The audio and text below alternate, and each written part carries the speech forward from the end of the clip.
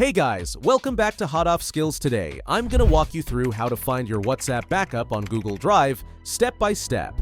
If you ever wondered where your WhatsApp chat backup is actually stored, or you just want to make sure the backup exists, this video is for you. Let's get right into it. Step 1. Open your browser on your phone or computer and go to drive.google.com. Step 2. Make sure you log in with the same Gmail account that you're using with WhatsApp.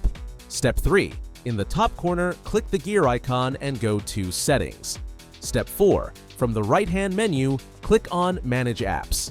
Step 5. Scroll down until you find WhatsApp in the list. Step 6.